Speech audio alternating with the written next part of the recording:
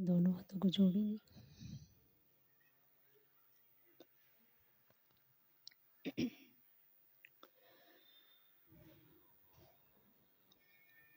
ओम नमः सिद्धेभ्यः।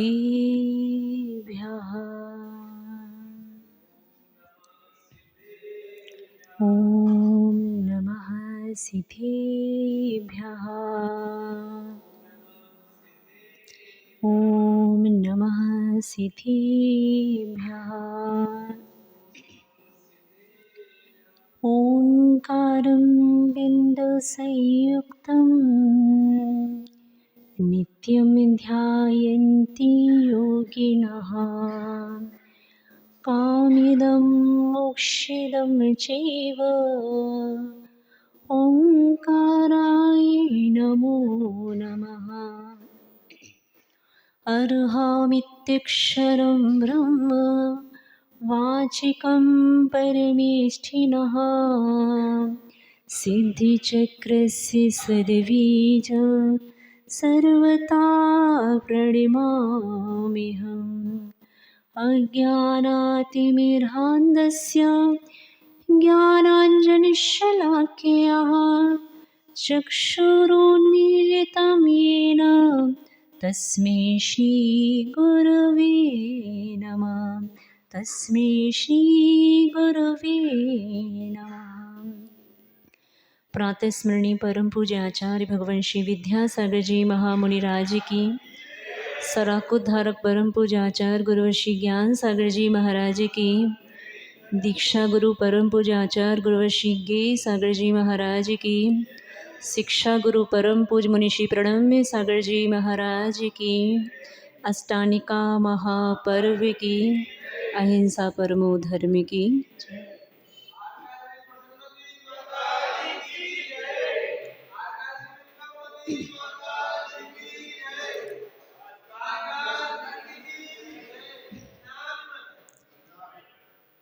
एक लंबे समय के अंतराल के बाद आज पुनः आप सभी के पुण्य प्रताप से भगवान महावीर स्वामी की स्तुति आपको आज पढ़ने का अवसर प्राप्त हुआ।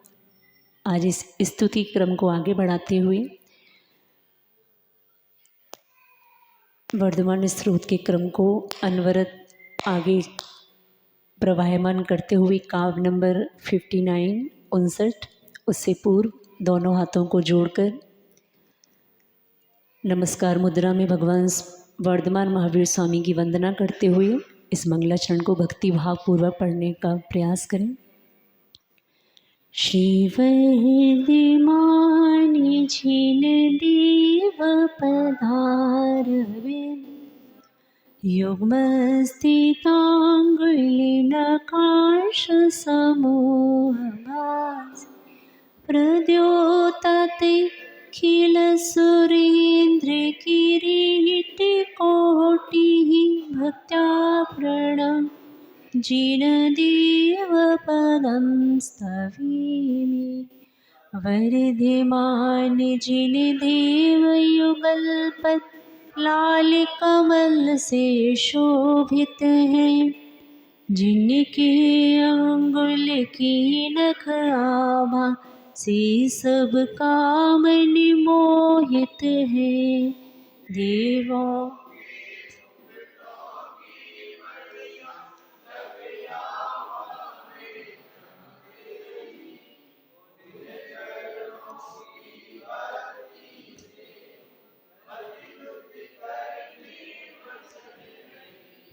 काव्य नंबर 59 विजेता कारक स्तुति।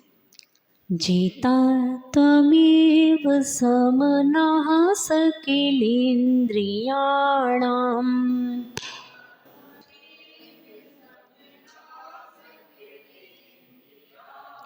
नेता त्वमेव गुणकाङ्क्षितपोधनानाम्,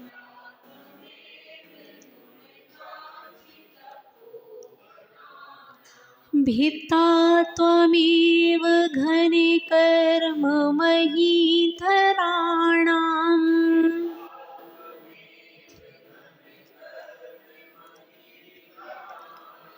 ज्ञाता त्वमेव भगवन् सचराचराणाम्।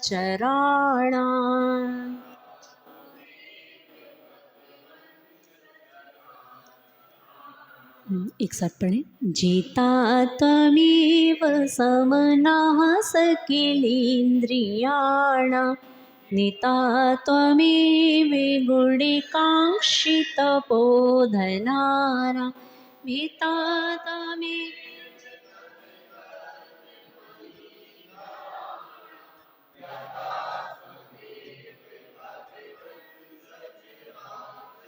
मन से सहित सकल इंद्रिय के तुम ही एक विजेता हो, जो गुण चाहे ऐसे मुनि के एकमात्र तुम नेता हो।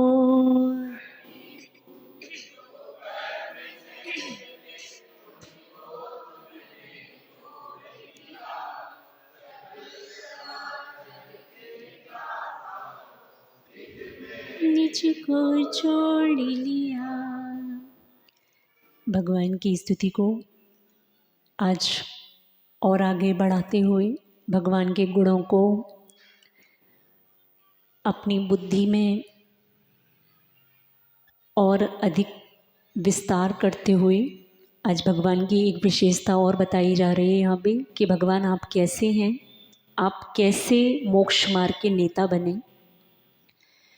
आपको जो जिनवाणी सुनने का अवसर इस पंचम काल में प्राप्त हुआ, इस जिनवाणी का प्रभाव वर्धमान महावीर स्वामी से पूर्व भगवान प्रथम तीर्थंकर श्री आदिनाथ स्वामी से प्रभावमान होता हुआ 24वें तीर्थंकर भगवान महावीर स्वामी के बाद लगभग 683 वर्ष बाद तक इस श्रुत की धारा अनवरत बही।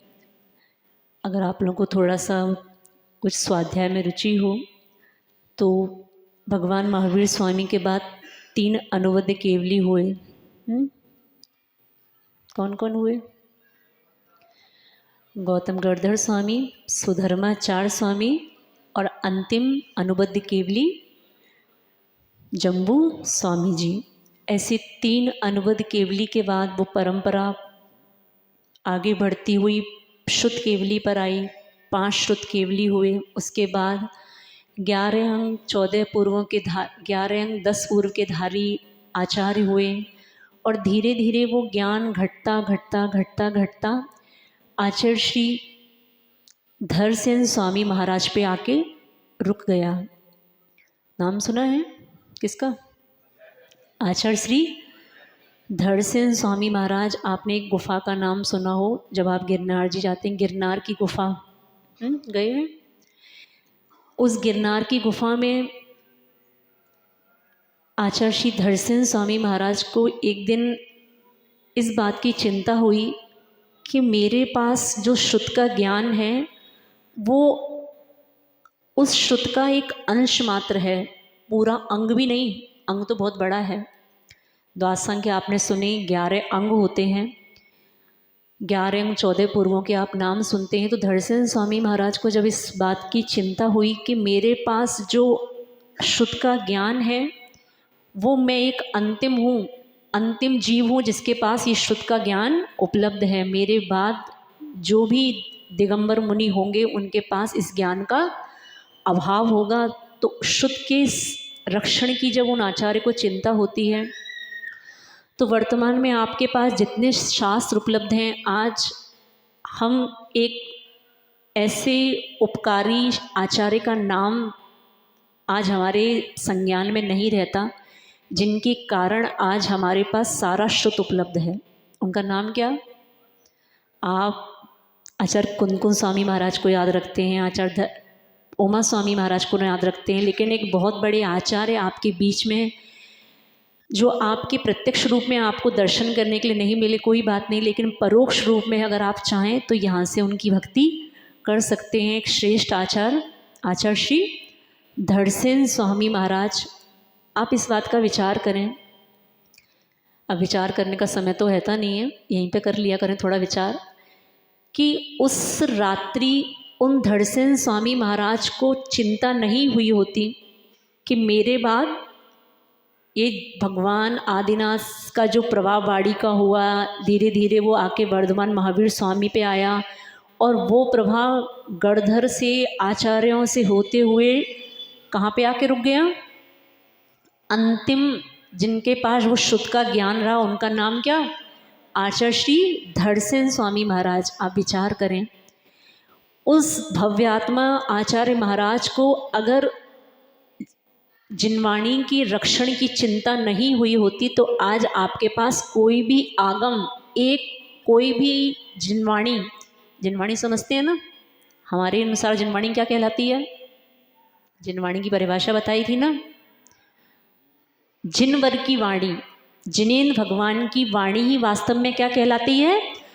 जिनवाणी। तो आपके पास जिनवाणी का मतलब जो आप मंदिर में पढ़ते हैं वो तो आपकी पूजन की पाठ की पुस्तक है, लेकिन वास्तव में जिनवाणी कौन?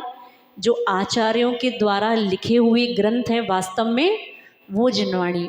तो ऐसे आचार्य धड़सेन स्वामी महाराज के मन में जब ये विकल्प आया कि मेरे बाद उस वाणी का क्या होगा, तो उन्होंने 2 शिष्यों को अपने पास बुलाया जिनका नाम आचार्य श्री पुष्पदंत स्वामी और आचार्य श्री भूतवली स्वामी। आप ये 2 नाम आपके परिचय में होंगे, लेकिन एक जानकारी आपको और दें कि ये 2 नाम वास्तव में इनके मूल नाम नहीं हैं। मूल नाम कुछ और हैं। नरवाहन,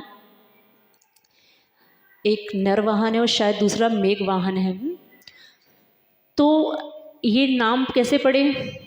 पुष्पदंत और भूतवली, कुछ पता है?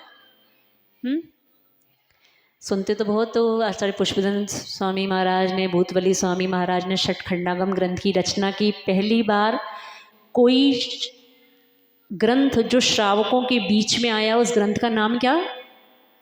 बोल तो लिया करो, थोड़े मुख की शुद्धि तो कर लिया करो। षटखंडागम जी ग्रंथराज जो पुष्पदंत स्वामी महाराज और भूतवली स्वामी महाराज ने लिपिबद्ध किया। क्यों, किसी को नहीं पता कारण? 2 बार तो हम सुना चुके हैं, तीसरी बार आज बोलने बैठे हैं फिर से। एक दिन हमने शुद्ध पंचमी के दिन बताया था, एक दिन बीच में और बताया था, आज तीसरी बार पूछ रहे हैं कि पुष्पदंत स्वामी हैं। हाँ चलो याद, एक को तो याद है। 4 अंगुल की डायरी काम कर रही है। कुछ कुछ सभा में ऐसे श्रावक भी मिल जाते हैं जो गुरु की वाणी को थोड़ा सा लिपिबद्ध करने का, उसको लिखने का प्रयास करते हैं। अच्छी बात है। तो 2 आचार्य हुए, उनका नाम बाद में क्या पड़ा? बोलो तो 5 दिन में सब अच्छी नींद में हो।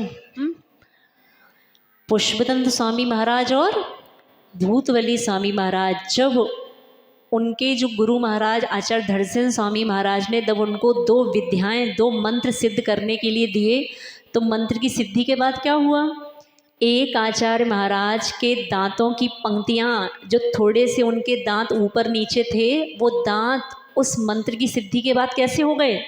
एकदम समतल सुंदर पुष्प के समान। तो इसलिए उनका नाम उस समय क्या पड़ गया? पुष्पदंत। जिनके दांत किसके समान है? पुष्प के समान। वास्तव में उनका नाम पुष्पदंत नहीं है। और दूसरे आचार्य का नाम क्या पड़ा? भूतवली।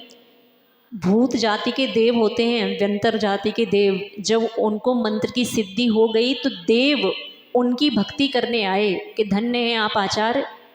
तो ऐसी उनकी भक्ति करने कौन आए? भूत जाति के देव। तो उस तब से उनका नाम की संज्ञा क्या प्राप्त हुई? आचार्य भूतवली महाराज और आचार्य पुष्पदंत स्वामी महाराज। आज ये बातें बताने का आपका मेरा उद्देश्य ये था कि थोड़ा सा एक आचार्य महाराज जिनके कारण कल थोड़ा सा जब स्वाध्याय करते करते एक विचार आया कि आज वास्तव में हम सब आचार्यों के उपकार याद रखते हैं, लेकिन एक आचार्य महाराज का उपकार हमारे बीच में से हम उनका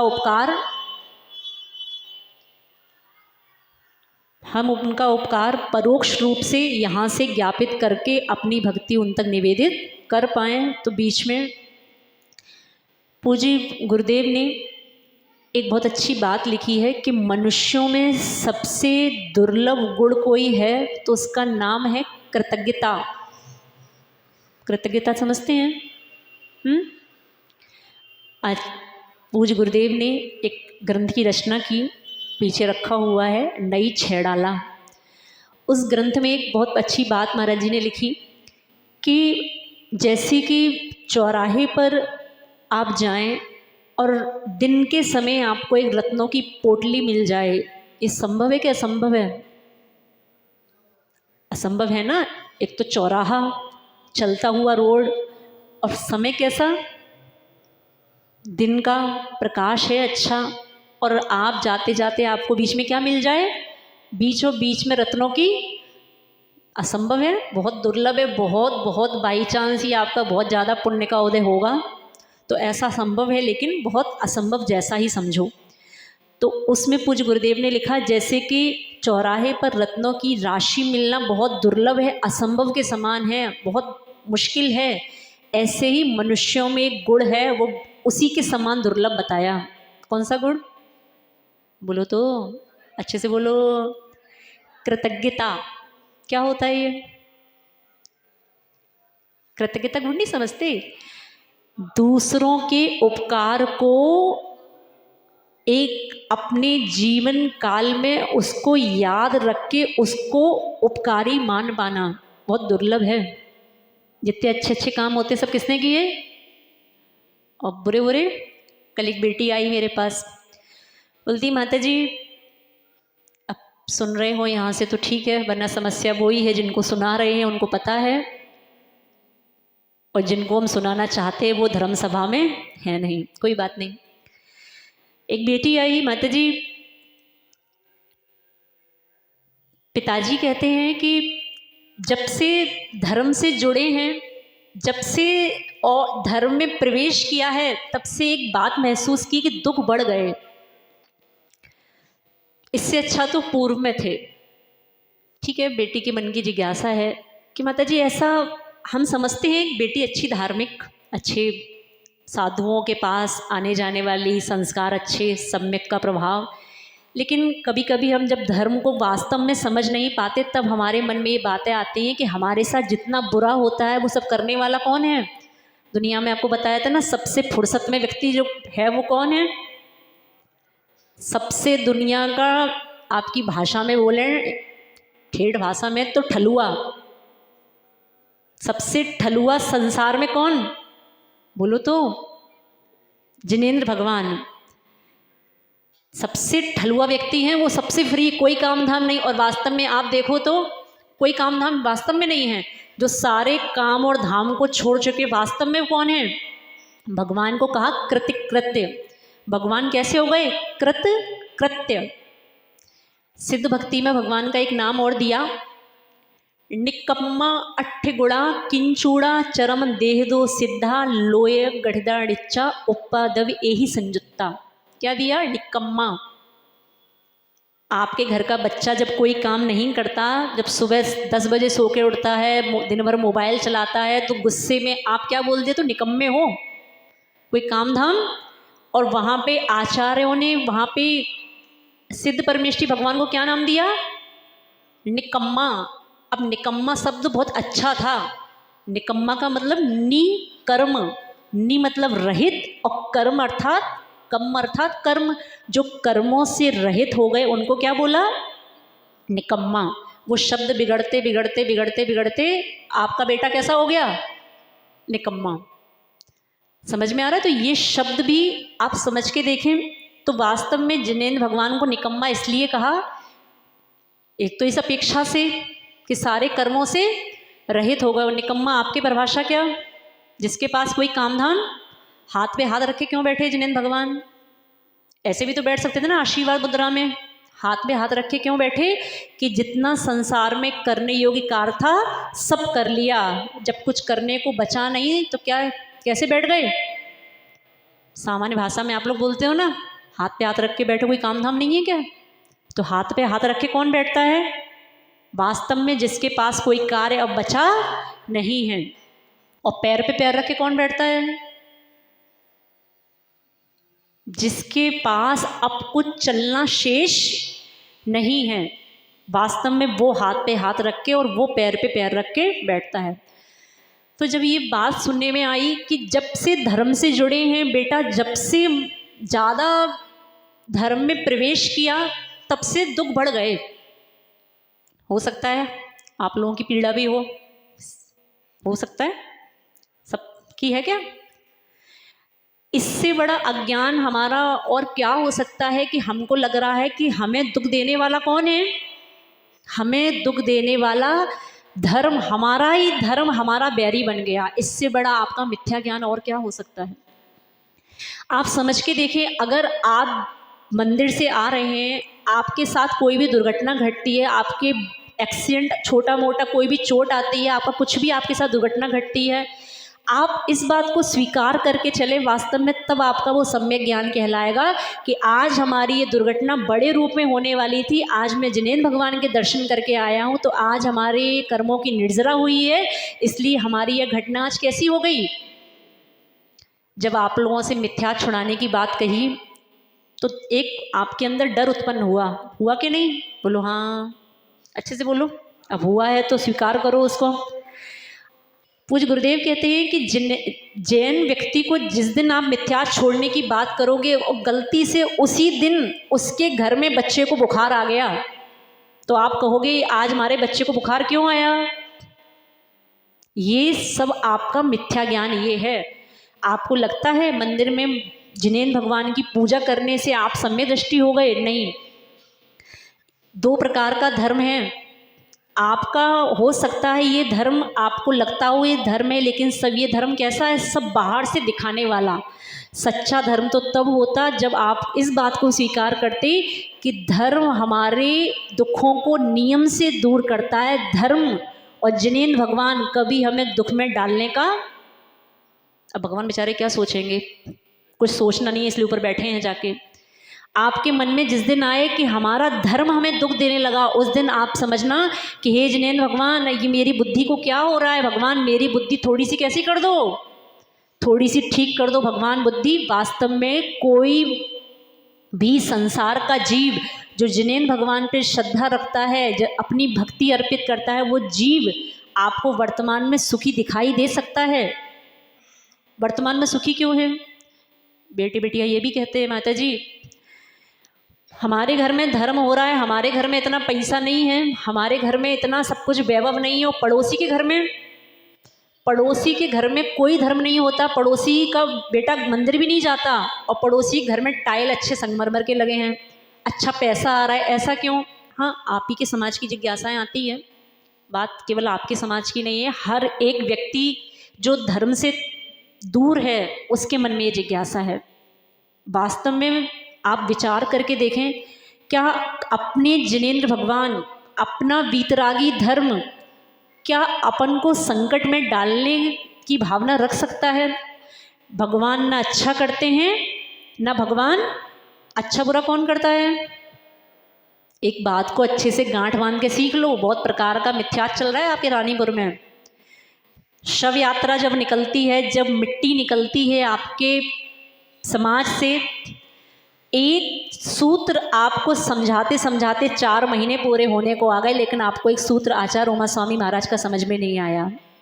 हमने तो बहुत बार समझा लिया, हमारा काम तो समझाने का, लेकिन आपको समझ में नहीं आया। उसका कारण है कि हम अपने पूर्व धारणा को, पूर्व आग्रह को छोड़ना नहीं चाहते। एक सूत्र याद कराया था, बोलो। 3-4 बार बोल चुके हैं आज। शायद जिनेंद्र भगवान की वाणी सुनने का आज आपका अंतिम दिन हो, इसलिए अच्छे से एक सूत्र को याद कर लें। बोलो एकम, बोलो सब लोग, एकम 2 3 वाना हारकः। इतनी सी सूत्र समझ में आ जाएगा तो वास्तव में सम्यक दृष्टि बन जाओगे। सूत्र क्या कह रहा है? 1 2 3 समय, बस। सेकंड बहुत बड़ा है, 1 सेकंड के अंदर भी असंख्यात समय हैं, और मात्र कितने समय की बात हो रही है? आपको लगे जब समय नहीं होता, अरे सेकंड से छोटा और क्या होगा।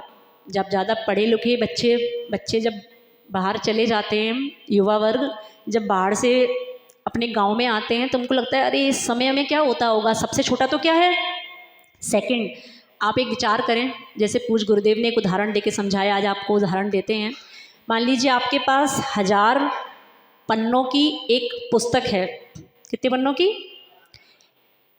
एक मशीन आती है होल करने वाली, क्या बोलते हैं उसको? पंच प्लेयर तो वो करता है, स्टेप नहीं, होल करने वाली, छेद करने वाली।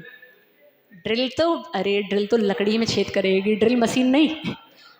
हाँ, एक, चलो कुछ नहीं, ऐसे समझ लो कि एक जिनवाणी कोई भी पुस्तक है सामान्य, उसमें हमें कोई धागा डालना है तो हमें उसमें छेद करने हैं। तो एक मशीन आती है जिसमें आप उसको ऐसे किया और उसमें क्या हो गए।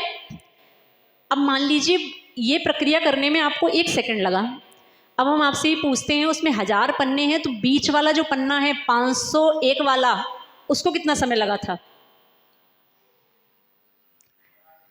बराबर नहीं लगा। बराबर कैसे लग जाएगा? जब ऊपर से वो नीचे आया तो कुछ समय का भेद आया कि नहीं आया? 1000 पन्ने आपको, चलो स्टेप भी करने हैं, अगर 1000 एक साथ अच्छी बढ़िया मजबूत वाली मशीन है अंबुजा सीमेंट वाली, तो उससे स्टेप करना है, एक साथ में आपने 1000 पन्ने स्टेप की। हम पूछते हैं पहले वाले में और अंतिम वाले में कुछ समय भेद है कि नहीं है? ऐसे समझो, जब समझ में आए कि सेकंड के हिस्से कैसे हो सकते हैं, तो सेकंड के हिस्से ऐसे होते हैं। साइंस इस चीज़ को कैच करता है। तो ये, इसको आप ऐसे समझें कि ये एक एक समय में जो पन्ना स्टेप हुआ वो क्या है? वो समय है। आचार्य उमा स्वामी महाराज ने क्या कहा? आत्मा अगर विग्रह गति में है, बिना शरीर के आत्मा, आप तो हिंदी भाषा में समझो, विग्रह गति में समझो, आत्मा बिना शरीर के कितनी देर रह सकता है? 3 समय, अधिक से अधिक। ऋजु गति से जाओगे, सीधा जाओगे तो ऋजु गति कैसी होती है? एक समय वाली, जिसमें आपको कोई अनारक अवस्था नहीं आएगी, सीधे यहाँ से मरण हुआ और सीधे अगली पर्याय में आप चले गए। ऋजु गति से बीच में कोई गैप नहीं, कोई समय नहीं। समय कब आता है? समय कब लगता है तत्वासूत्र पढ़ने वालों? मोड़ा, जब मोड़ा वाली गति होती है, मोड़ा वाली गति को बोलते हैं विग्रह गति। अब ज़्यादा उलझो मत, तत्वासूत्र में समझाना है वो समझाते हैं कि आत्मा नहीं रहता बिना शरीर के। ये पढ़ तो लिया, लेकिन माने कौन? एक उदाहरण उस दिन बताया था, माता जी आपको नहीं पता आत्मा है कहाँ है? वो चौराहे पे मिली माता जी हमें। ऐसे ऐसे ज्ञानी भी हैं। कैसी थी भैया वो आत्मा? माता जी वो हरे रंग की साड़ी पहनी थी। हमने कहा अच्छा, आत्मा साड़ी भी पहन लेती है? माता जी है, आप स्वीकार तो करो। आप बताओ, आप साधु को कहना चाहते हो कि आप साधु अपने आगम में सुधार लाए। हम तो कहते हैं हम अपने आगम में क्या सुधार लाएं? आप हमारा मन को मत परिवर्तित करो, आपको परिवर्तित करना है तो कहाँ जाओ? आचार्य उमा स्वामी महाराज के पास जाओ, बोलो महाराज जी थोड़ा सा यहाँ पे करेक्शन करो, आत्मा होती है। कोई बात नहीं। दूसरा उदाहरण और देते हैं। जब आपके घरों से जब किसी की मृत्यु होती है, देखो कोई भी बात समझाने का प्रयोजन उसको सुन के सिर्फ टाल नहीं देना है, मात्र सुनना प्रयोजन नहीं है।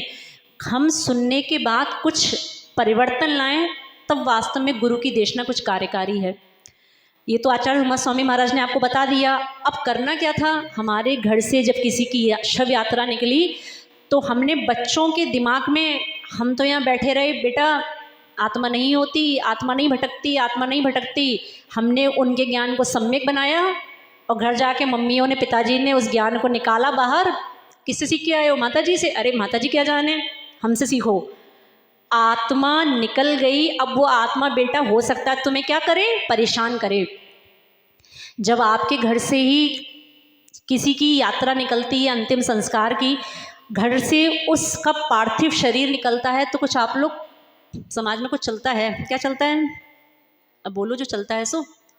कुछ फेंकते हो ना, सिक्के है, मखाने हैं, जो खाल कीले, जो भी, कुछ नहीं, हाँ फेंकते हो ना।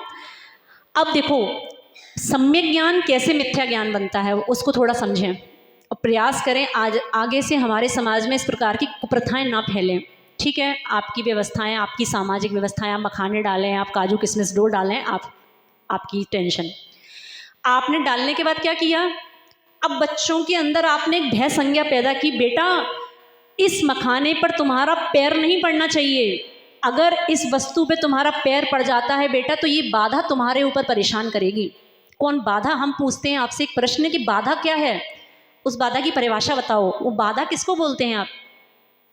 दादाजी 80 साल के चले गए, दादी अम्मा 80-90 साल की चली गई, वो तो कितनी देर में उन्होंने नया शरीर धारण कर लिया, कितनी देर लगी? तुम्हारे आंसू निकलने में तो 1 आध सेकंड लगेगा। आंसू तुरंत निकल आता है क्या 1 आध समय में? समय भेद तो आप पकड़ नहीं सकते। आंसू निकलने में कितना समय लगेगा? क्यों बाजा जी? आंसू निकलने में 1 आध सेकंड लगता है कि कुछ तो लगेगा ना, कुछ तो। जब तुम्हारा एक आंसू निकलने में 1 सेकंड लगेगा, वहां तो 3 समय में उस आत्मा ने नया शरीर ले लिया। अब वो आत्मा तुम्हें परेशान करे, वो अपने पालने में झूले। आजकल तो पालना में भी नहीं झूलते, हॉस्पिटल में झूलते हैं। आप एक बात का विचार करें, ये ज्ञान अपने बीच में क्यों सम्यक ज्ञान नहीं बनता कि वो आत्मा अब वो आत्मा नहीं है, वो आत्मा ने नया शरीर ले लिया। आत्मा भटकती है, आत्मा ऐसी, आत्मा परेशान करेगी, आत्मा है कहाँ? इस संसारी जीव की एक विडंबना देखो, एक इससे बड़ा मिथ्या ज्ञान इसके पास और क्या होगा? जब तक शरीर में आत्मा है तब तक तो बेचारे को पता नहीं कि इसमें आत्मा है। क्यों? सबके पास आत्मा है। आत्मा की बात अगर जैन श्रावक से पूछें आत्मा, तो आत्मा कब याद आती है? बोलो तो, मरने के बाद। अगर आत्मा समय रहते याद आ जाती तो कल्याण होता। अगर जिस समय किसी की समाधि होती है उसको क्या उपदेश दिया जाता है कि चिंता नहीं करना है, परेशान नहीं करना है, ये शरीर तो नश्वर है, आत्मा अलग है, शरीर अलग है, ये शरीर एक वस्त्र है, आप नए वस्त्र को, आप पुराने वस्त्र को उतार रहे हैं और आप नए वस्त्र को क्या कर रहे हैं? ऐसा समझाया जाता है, सुना है, ऐसे उपदेश दिए जाते हैं। तो समय रहते समझ लेते कि आत्मा अलग है, शरीर अलग है, आत्मा होती है। आत्मा होती है कब समझ में आता है? अपना खुद में अपना एनालाइज करके देखो, अपना विश्लेषण खुद करो, ये आत्मा कब समझ में आती है आत्मा है? जब आत्मा निकल जाती है तब समझ में आई आत्मा है। 60 साल आत्मा रही शरीर में, है कि नहीं है? आप खुद समझ के देखें, जब 60 साल 70 साल शरीर किसकी वजह से जीवित है? तो द्रव्य संग्रह में क्या कहा? आत्मा व्यवहार से 10 प्राणों से जीता है और निश्चय से 1 प्राण। कौन सा प्राण? द्रव्य संग्रह नहीं पढ़ा? माता जी आप ही पढ़ो, आप ही जानो। निश्चय से 1 प्राण कहा? वहां पे चेतना प्राण। व्यवहारो निश्चय दो चस चेदना जो, हाँ कुछ चेदना प्राण कहा वहां पे। तो वास्तव में जीव किससे जी रहा था? 60 साल आप जिए, किससे जिए? ये आत्मा जिस दिन निकल जाएगी उस दिन यहीं पे धराशायी हो जाओगे।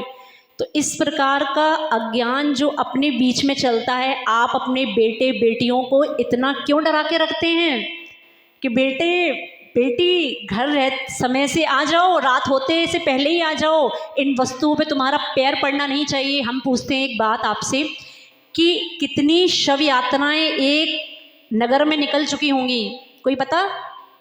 एक सिद्धांत समझो, ये सिद्ध शिला ऊपर जो आपको दिखाई देती है, दिखाई तो नहीं देती, केवल ज्ञान में जो भी झलकता है उसके अनुसार, उसके आधार पर आपको बताया गया कि सिद्ध शिला कितनी योजन की? अरे 1 लाख की नहीं है, सिद्ध शिला 1 लाख की कैसे हो गई? क्यों? अरे सिद्ध शिला का प्रमाण 45 लाख योजन। कहाँ जी रहे हो? 2.5 दीप कितने योजन का? या आप जहाँ 2.5 दीप में रहते हो, 2.5 दीप पता है? 2.5 दीप की पूजन पढ़ते हो, विधान पढ़ते हो, 2.5 दीप किसको कहते हैं? बस माता जी क्या बताएं हम, हमारी खुलवाओ नहीं हमसे। 2.5 दीप, ओहो धन्य हो, चतुर्मास हमारा हो गया।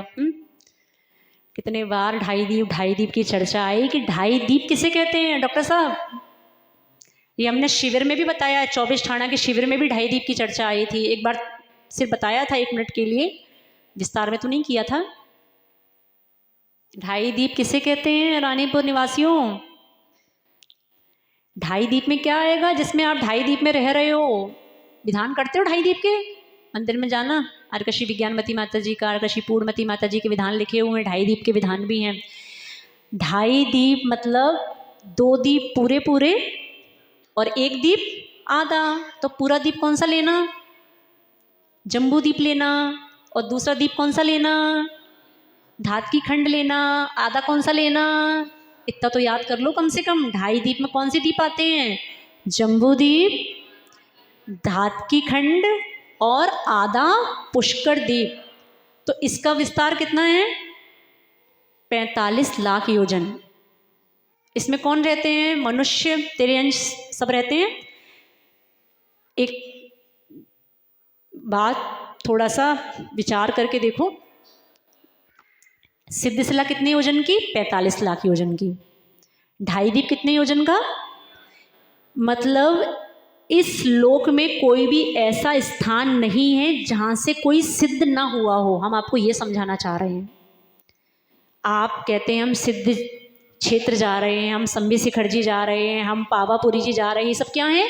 सिद्ध क्षेत्र हैं। पूज्य गुरुदेव कहते हैं आप जाते हो अच्छी बात है, कम से कम कुछ बहाने तो धर्म हो, लेकिन वास्तव में अगर देखोगे तो हर एक क्षेत्र कैसा है? आप रानीपुर में बैठे हैं, आप इस विद्यासागर सभागार में बैठे हैं, संभव क्या? इस बात का एकदम निर्णय करके रखना कि ये भी क्या है, क्योंकि ये कितने योजन का? 2.5 दीप कितने योजन का? 45 लाख योजन का। सिद्धशिला कितनी योजन की? एक भी लोक में ऐसा स्थान नहीं है 2.5 दीप में जहाँ से कोई सिद्ध ना हुआ हो। आपको लगता है आज वर्तमान में आप जिस करैक्टर में जी रहे हैं वो आज आप इस करैक्टर में हैं, ऐसे करैक्टर आपको अनंत बार प्राप्त हो चुके। बात समझ में आ रहे हैं? वर्तमान में युवाओं की एक सोच क्या बन गई है? धर्म करने को बोलो, त्याग करने को बोलो तो क्या लगता है? अरे जिंदगी मिलेगी ना, जिंदगी कितनी एक बार मिली है, एक बार मिली है और अगली बार खा पी के इसको निपटाओ, समाप्त करो। समझ में आ रहा है? पीछे परिवर्तन के लिए जब फॉर्म हाथों में पहुंचे तो मन में वही आया, अरे माता जी अब जिंदगी एक बार तो मिली है और इस एक बार की जिंदगी में भी लहसुन प्याज छोड़ देंगे, रात्रि भोजन छोड़ देंगे, माता जी फिर खाएंगे कब? तो उस बात का विचार करो बेटा। खाते खाते कितने भव बीत गए, कितने भव बीत गए? अनंत भव बीत गए। आचार्य कुंदकुंज स्वामी महाराज ने अष्टपहड़ में लिखा है कि एक व्यक्ति ने कितने जीवन जी लिए, कि इनके एक जीव की बात कर रहे हैं, आचार्य कुंदकुंज स्वामी महाराज की बात कर रहे हैं। उन्होंने लिखा है एक जीव की अगर नख और केशों को इकट्ठा किया जाए, कितने? तो सुमेरु पर्वत के बराबर एक ढेर बनेगा। कितना बड़ा? और आपको लगता है जिंदगी मिलेगी ना दोबारा? जिंदगी कितने बार मिली माता जी? पहली बार तो हम मनुष्य बने थे और माता जी उसमें भी पीछे परिवर्तन का फॉर्म हाथ में आ गया, सारी खुशियां हमारी छिन गई। ऐसे ही लगता है जब 60 साल 70 साल के होने के बाद भी लगता है कि त्याग नहीं हो पाएगा, हमारी सारी खुशियां हमसे छीनी जा रही हैं, उस समय समझना बेटा, उस समय कुंदकुंज स्वामी महाराज की इस गाथा, इस बात को याद कर लेना कि एक बार मनुष्य पर्याय नहीं मिली, ऐसी मनुष्य पर्याय तो आपको अनंत बार मिल गई। और हर बार आपने यही किया, हर बार मिथ्या ज्ञान में जिए, क्योंकि मिथ्या अगली बार भी आपको मनुष्य पर्याय मिली। इसका कारण क्या है नहीं पता? मिथ्यात मनुष्य पर्याय में जन्म लेने के लिए मिथ्यात के साथ ही आपका क्या होगा? इस मनुष्य पर्याय के बाद अगली बार मनुष्य बनोगे तो साथ में क्या होगा? मिथ्यात होगा, तभी मनुष्य से मनुष्य बनते हैं। एक बार सम्यक दर्शन हो गया तो कहाँ जाओगे? देव बनोगे, और देव बनने के बाद फिर मनुष्य बनोगे, या हाँ मनुष्य बनोगे। उसके बाद क्या होगा? सीधे जब आपका, अगर आप निकट भव्य जीव हैं तो आपको क्या हो जाएगा? तो ऐसा नहीं मानना कि ज़िंदगी एक बार मिली है। ज़िंदगी कितने बार मिली? बोलो थोड़ा सा। अनंत बार मिली है ज़िंदगी, और कितने बार और मिलेगी? मिथ्यात्व में रहोगे तो अनंत बार और मिलेगी, और सम्यक में रहोगे तो आचार्य कहते हैं 67 भव ग्रहण, 7-8 भव ही मात्र आपको ग्रहण करने पड़ेंगे और आप उन सिद्धों की श्रेणी में जाके बैठ जाओगे। तो ये सब इतना सिद्धांत समझाने का प्रयोजन ये था कि हर एक भूमि सिद्ध क्षेत्र है, हर एक भूमि से सबका मरण हुआ है। कहाँ कहाँ के मखानों से बचोगे? मखाने समझ में आ रहे हैं? कौन से वाले मखानों की बात चल रही है? कहाँ कहाँ के मखानों से बचोगे? कौन कौन सी गलियों से बचोगे? हर गली से शव यात्रा निकल रही है, हर मोहल्ले से, हर नगर में शव यात्रा है। कहाँ कहाँ के मखाने देख देख के निकलोगे? ये सब समझना, ये सब अगर हम अपने बच्चों के दिमाग में भर रहे हैं तो हम अपने बच्चों के दिमाग में मिथ्या ज्ञान को भर रहे हैं। कि बच्चों को तो तुम्हें ये समझाना था कि बेटा कोई डर की बात नहीं। आचार्य उमा स्वामी महाराज ने कहा है आत्मा नहीं भटकती, वो आत्मा जिसका भी मरण अपने समाज में हुआ है बेटा, वो आत्मा अब कहाँ है, कहाँ है, कहाँ गए दादाजी दादी अम्मा? स्वर्गीय रिजर्वेशन कराया था ना, क्यों? काम जिंदगी भर रहते हैं नरकों वाले सबके, और जाते कहाँ हैं हम लोग? कोटा रिजर्व था ना, ऊपर फोन लगाया होगा सौधर्मेंद्र को, हमारे दादाजी आ रहे हैं, जरा कोटा रिजर्व रखना। हमारे दादाजी स्वर्गीय होने चाहिए, नरकी बिल्कुल नहीं, हमारी इज्जत का सवाल है। आप समझ के देखें कितने प्रकार के आप मिथ्या ज्ञान में जी रहे हैं। जिंदगी भर काम कैसे किए, बोलो तो? जिंदगी भर काम नरकों में जाने वाले, और दादाजी दादी जी कहाँ गए हैं? स्वर्गीय हुए हैं। क्यों भैया, कैसे पता तुम्हें स्वर्गीय हुए हो? अवधि ज्ञान हुआ क्या? इतनी हिम्मत है कि कह पाए नरकी तिर्यंची? सोचो कैसा लगे तिर्यंची आदरणीय। अब ठीक है, इसी को सम्यक ज्ञान कहते हैं। और सम्यक ज्ञान मिथ्या ज्ञान में अंतर क्या? यही तो आपका मिथ्या ज्ञान है कि आपने कोटा रिजर्व करा दिया स्वर्गीय। स्वर्ग में जाने के लिए अगर भावना करते हो तो सबसे पहले क्या हो, ऐसे फ्री में नहीं मिलती कोई भी चीज़। देखो एक बात और आपको समझाना चाहें, ये तो आपके मिथ्यात्व की बात हो गई। कुछ गुरुदेव ने बहुत अच्छी एक चिंतन दिया, एक उनकी विचारधारा है, आप भी उससे थोड़ा सा अपना ज्ञान को अच्छा बनाएं। जगत में आपने डमोकार मंत्र की आप माला करते हैं, आप डमोकार मंत्र का पाठ करते हैं, 5 पद का आप उच्चारण करते हैं, पांचों परमेष्ठी, अरहंत परमेष्ठी, सिद्ध परमेष्ठी, आचार परमेष्ठी, उपाध्याय परमेष्ठी और साधु परमेष्ठी। अगर जगत में कोई भी पूजनीय है तो मात्र ये 5 परमेष्ठी। जब इस जीव के पास कोई भी परिग्रह शेष नहीं रहता, एक धागे का परिग्रह भी जब शरीर पे शेष नहीं रहता, तो उस जीव को एक संज्ञा प्राप्त होती है पूजनी की। पूजन के योग्य कौन? 5 परमेष्ठी ही मात्र पूजनी है। आज इस बात को थोड़ा सा अपने जहन में उतार लेना कि पूजनी मात्र कौन? 5 परमेष्ठी के अलावा कोई भी पूजनीय नहीं है। अन्य कोई भी जिनके शरीर पर वस्त्र हैं, उस श्रेणी में हम भी आ गए। पूजनीय मात्र कौन? समझो थोड़ा अंतर। अभी तो हम अपनी बात कर रहे हैं, अभी तो हम दिगंबर मुनियों की बात कर रहे हैं कि दिगंबर मुनि जो अरहंत परमेष्ठी हैं, सिद्ध परमेष्ठी हैं, आचार, उपाध्याय और साधु, वास्तव में पूजा के योग्य कौन है? उनके अलावा जो उपचार से भी महाव्रतों का पालन कर रहे हैं, उस कैटेगरी में कौन कौन आ गए? उस कैटेगरी में आपकी माता जी भी आ गई। इनके लिए एक संज्ञा दी वंदनीय, इसलिए आर्यकाओं के नाम के आगे क्या लगाते हो आप? अब बोलने में आप जो भी बोलते हो, लेकिन वंदनीय, ये हमारे लिए, हम इनकी वंदना करते हैं। लेकिन पूजा किसकी?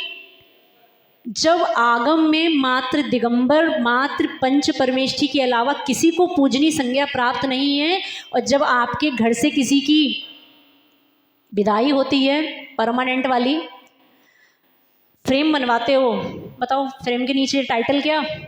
बोलो बोलो। अरे स्वर्गीय तो ठीक है, स्वर्गीय के बाद वाला टाइटल बताओ, क्योंकि वेदियों पे लिखा देखा है। बोलो अच्छे से बोलो, और अच्छे से। पूजनीय।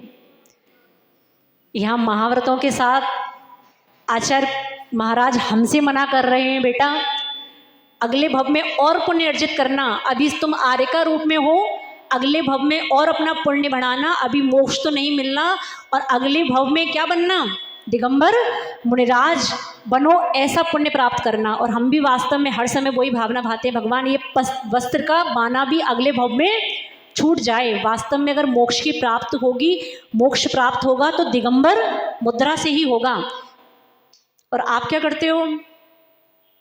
सब घर में कैसे हो गए हमारे दादाजी भी पूजनी, सबकी पूजा करो, अष्टदल की थाली लगाओ और सब फलम निरपामती स्वाहा। आप उपचार से हमें कह लो बहुत है। उपचार से कौन है महाव्रती? नहीं, उपचार किसको नाम दे रहे हो आप उपचार का?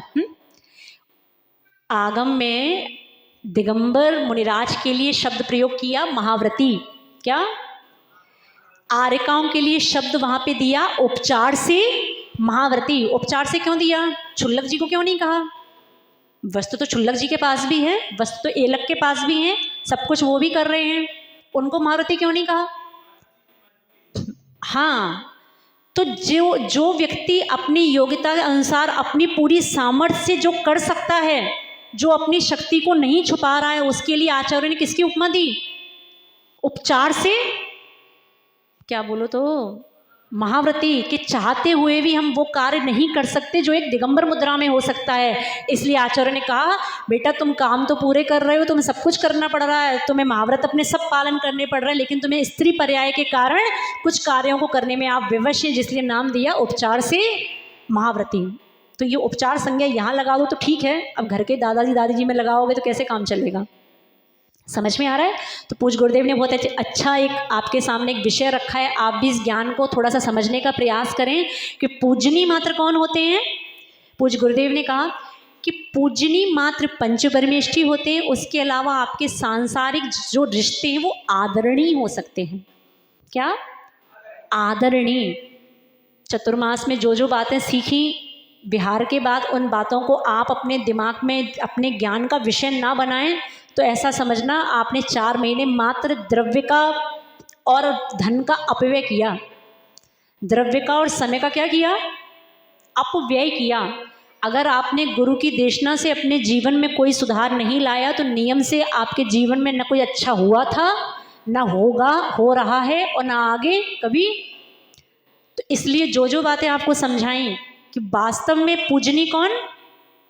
पंच परमेष्ठी पूजनी है, उनके अलावा आपके संसार में जितने संबंध हैं वो सब कैसे हैं? आपके दादाजी, आपके दादी जी, आपके सास जी, ससुर जी, सब कैसे हैं? सब आदरणीय हो सकते हैं, पूजनी मात्र हैं तो पंच परमेष्ठी हैं, उपचार से भी नहीं। ये उपचार सब छोटा मोटा शब्द नहीं है, ये बहुत मेहनत करने के बाद हमें उपचार संज्ञा प्राप्त हुई है, आप फ्री में मत ले जाओ। उपचार संज्ञा ऐसे ही नहीं मिली है, 12-12 घंटे ये उखाड़ने पड़े हैं। नहीं, हम उनकी चर्चा नहीं कर रहे हैं, हम पूजनी की चर्चा नहीं, उसकी चर्चा नहीं कर रहे। स्वर्गीय लिखो आप, बढ़िया, अच्छा बढ़िया स्वर्गीय लिखो, हमें कोई बाधा नहीं है, आपके दादाजी दादी सब स्वर्गीय हो, हमें तो ऐसी भावना सब स्वर्ग में जाएं। हम चर्चा उसकी नहीं कर रहे हैं, हम चर्चा किसकी कर रहे हैं? हम चर्चा कर रहे हैं आपके सम्यक ज्ञान की, जो पूजनी शब्द है हम उसकी चर्चा कर रहे हैं कि पूजनी मात्र कौन है? पूजनी मात्र पंच परमेष्ठी हैं, इसके अलावा जो भी अन्य हैं वो सब वंदनीय हैं। सांसारिक जगत के जो हैं वो सब कैसे? आदरणीय हैं। 3 भेद होने चाहिए कि नहीं? 3 कैटेगरी बना ली आपने। एक कैटेगरी किसकी? पहली कैटेगरी पूजनीय, जिसमें मात्र कौन आएंगे? पंच परमेष्ठी। शेष जो इस मोक्ष मार्ग पर चल रहे हैं बीच वाले, वो सब कौन? वंदनीय। और तीसरी कैटेगरी आपके परिवार की, आपके समाज की, जो सब क्या हैं? आपसे बड़े, आपके लिए क्या हैं? सब आदरणीय हैं। जिस दिन पूजनीय हो जाएंगे फिर तो प्रतिमाएं मंदिर में एक आध विराजमान करवानी पड़ेगी। समझ में आ रहा है? तो उपचार कह के विषय को टालना नहीं है, उपचार का बहाना लेके उपचार की आड़ में बहुत कुछ छुपाना नहीं है। तो थोड़ा सा अब समय आपका हो रहा है, आज ये 12 भावना पूरी नहीं हो पाई आपकी। आज थोड़ा सा इस काव्य को जरा एक मिनट समझ लें कि जिनेन भगवान की स्तुति करते हुए पूज्य गुरुदेव ने लिखा कि भगवान आप कैसे हैं? पढ़ो। अरे पुस्तकें बंद हो गई क्या? खोलो एक बार। भगवान आप कैसे हैं? मन सहित आप सब इंद्रियों को, आपने अपने मन को भी जीत लिया भगवान, और आपने इन 5 इंद्रियों को भी जीत लिया। भगवान को कहते हैं जितेंद्रिय। एक संज्ञा है क्या? जितेंद्रिय, जिन्होंने अपनी इंद्रियों को जीत लिया, वास्तव में वो क्या कहलाते हैं? जितेंद्रिय, जिनेंद्र कहलाते हैं। तो भगवान आपने मन के साथ जो 5 इंद्रियां हैं उन सबको जीत लिया। और भगवान गुण की आकांक्षा करने वाले जो तपस्वी हैं, गुणकांक्षी, जो गुण की आकांक्षा करने वाले तपोधन हैं, तपस्वी हैं, भगवान आप उनके नेता हो। मंगलाचरण में आचार्य उमा स्वामी महाराज ने 3 संज्ञाएं दी। मोक्ष मार्गस्य नेतारम भेत्तारम कर्म भूभृताम ज्ञातारम विश्व तत्वानाम वंदे तद्गुण लब्धे। इसमें 3 विशेषण दिए जिनेंद्र भगवान के। पहला विशेषण क्या? मोक्ष मार्ग से नेता। जो मोक्ष मार्ग के कौन है? आपसे जिनेंद्र भगवान के आपने पढ़े होंगे, पंडित जी ने पढ़ाया होगा आप लोगों को कि जिनेंद्र भगवान के 3 गुण कौन से बचपन में पढ़ाया? हाँ, वीतरागी, सर्वज्ञ और बस आचार्य उमा स्वामी महाराज ने थोड़ा सा नाम वो ही है, थोड़ा सा उसको अलग रूप से व्याख्यायित किया है। मोक्ष मार्ग से नेतारम, जो कौन है? मोक्ष मार्ग के नेता हैं। तो नेता को किस में लगाओगे? वीतरागी में, सर्वज्ञ में, हितोपदेशी में? अच्छा, दूसरा प्रश्न पूछते हैं। आगे क्या बोला उन्होंने? मोक्ष मार्ग से नेतारम। आगे क्या आया?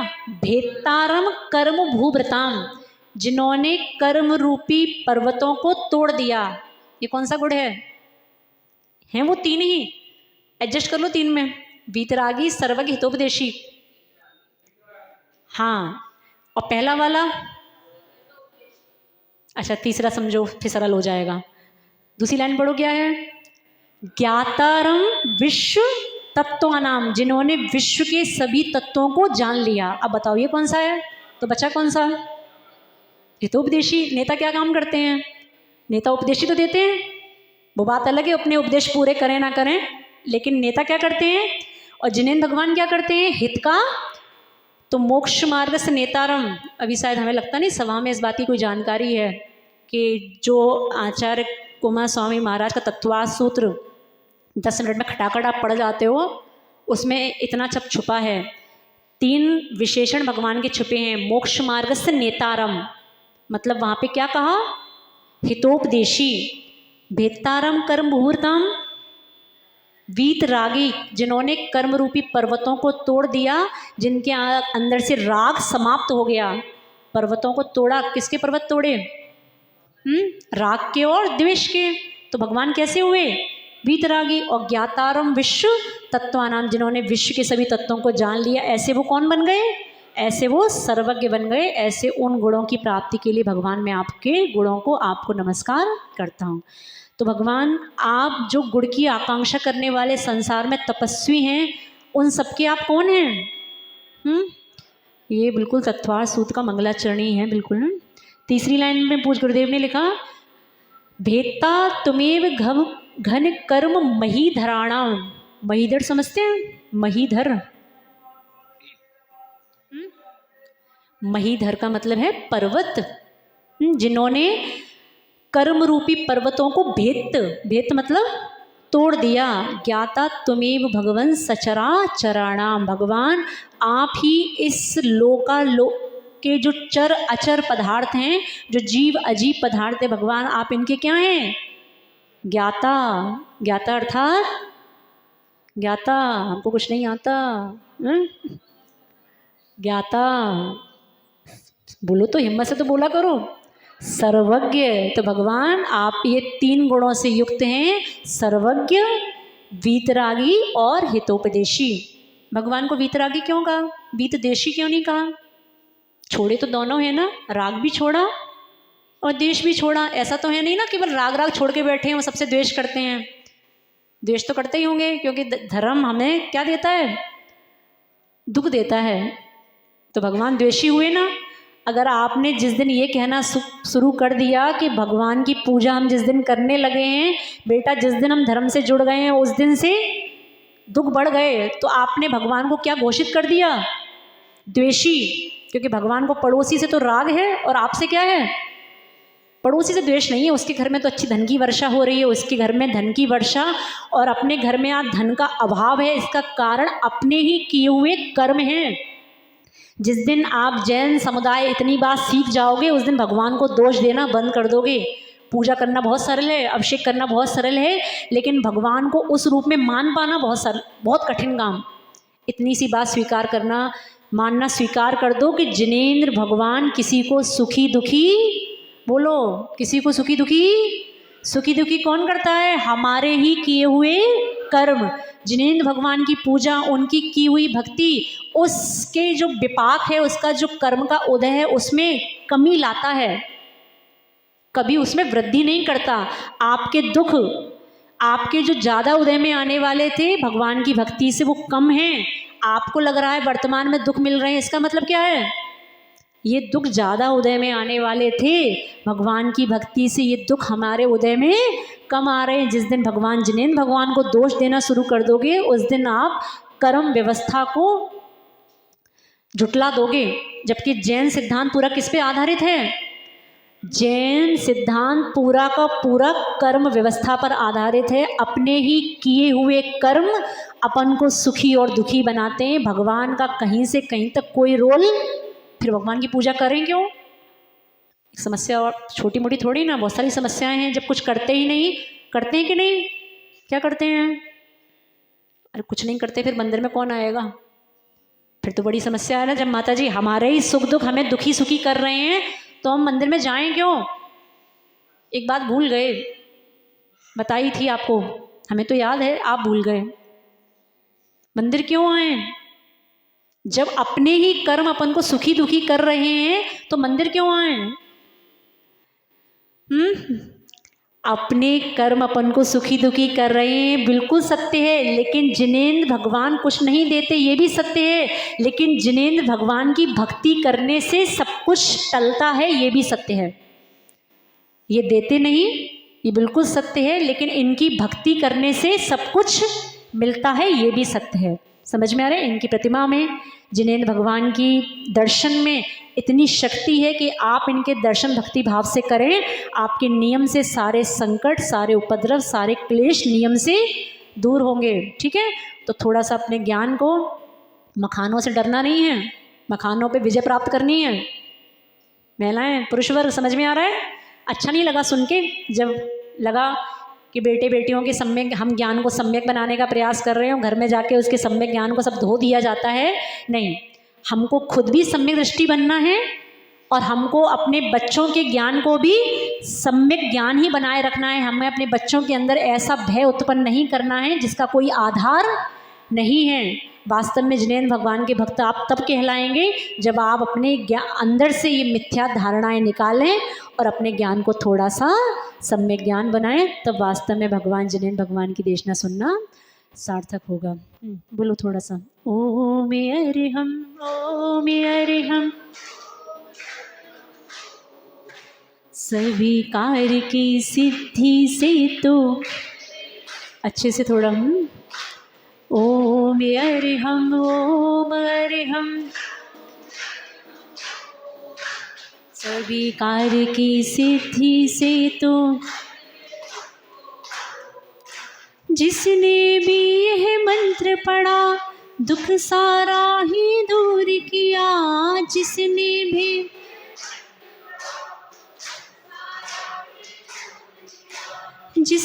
भी इसको ध्याया, सुख का पारा वार लिया। जिसने भी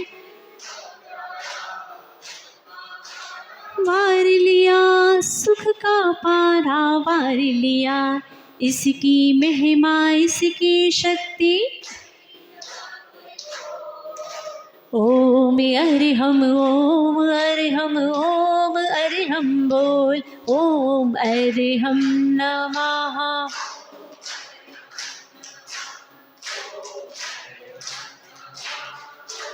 अरिहम नमः, ओम अरिहम नमः, ओम अरिहम नमः।